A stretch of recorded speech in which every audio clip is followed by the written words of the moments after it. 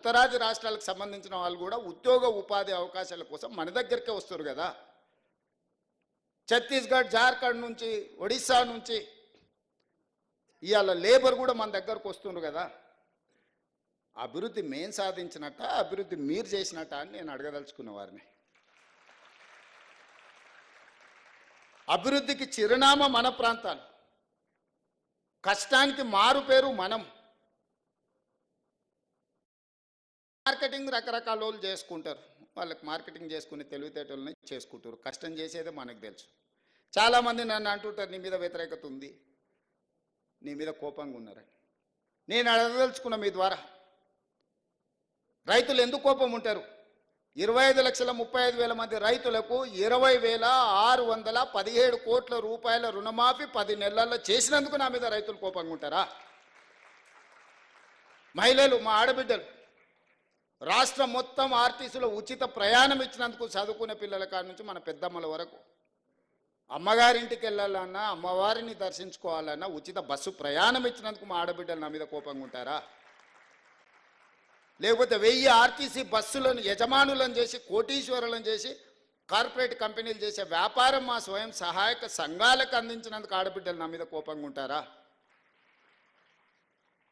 లేకపోతే 1000 మెగావాట్ల సోలార్ విద్యుత్ ఉత్పత్తి సామర్థ్యం, సోలార్ పవర్ ప్రాజెక్ట్స్ అంటే అదాని, అంబానీలు, టాటాలు, బిర్లాలను ఒకప్పుడు అనుకునేది.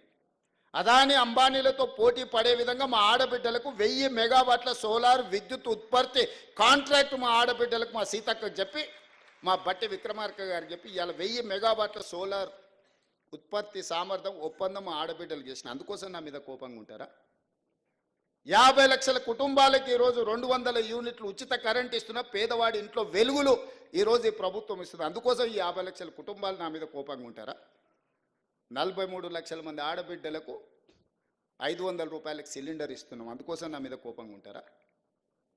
విద్యార్థులకు, లక్షలాది మంది విద్యార్థులకు 40% డైట్ ఛార్జెస్, 200% కాస్మెటిక్ ఛార్జెస్ పెంచినందుకు ఆ చిన్నారులు నా మీద కోపంగా ఉంటారా?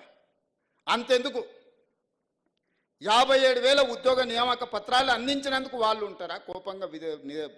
ఉద్యోగాలు వచ్చిన వాళ్ళు ఎందుకు ఈరోజు 922 కుటుంబాలు వచ్చినాయి? మీకు అందరికీ నేను ఉద్యోగ నియామక పత్రాలు రవీంద్ర భారతిలో పిలిచి మీకు అప్పచెప్పినందుకు మీకు నా మీద కోపం ఉందా? ఇన్నేళ్ళ మీ కళ సాకారమైనందుకు నా పట్ల అభిమానం ఉంటుందా? నా మీద కోపం ఉంటుందా? సోషల్ మీడియాలో ఎవడో పెట్టిందాన్ని మీరు ఎవ్వరు ఏమనకపోవడం వల్ల అదే నిజం అనే అబద్ధం, నిజం గడప దాటే లోపల అబద్ధం మొత్తం ప్రపంచాన్ని చుట్టేసి వస్తుంది. ఏంటంటే వాళ్ళు అడ్డగోలుగా సంపాదించారు, ఎంతైనా పెట్టుబడి పెడతారు. సోషల్ మీడియా అంటేనే, వాట్సాప్ యూనివర్సిటీ అంటేనే పెట్టుబడులతో జరిగే నల్లధనాన్ని అందులో పెట్టుబడిగా పెట్టి ఇంధనంగా మార్చి ఈ ప్రభుత్వం మీద బురద జల్లాలనే ప్రయత్నం చేస్తుండ్రు. ఎక్కడ మేము వైఫల్యం చెందినము? రేవంత్ రెడ్డికి పట్టు రాలేదు అని అంటారు. పట్టు రావడం అంటే ఓ రాజయ్యను దళితుని తీసేయడం, ఓ ఈటల రాజేందర్ బలైన వర్గాల వ్యక్తిని మంత్రివర్గం నుంచి తీసేస్తే పట్టు వచ్చినట్ట? తీయడానికి కారణం చెప్తే పట్టు వచ్చినట్టు. తీయడానికి సహేతుకమైన కారణం ఉంటే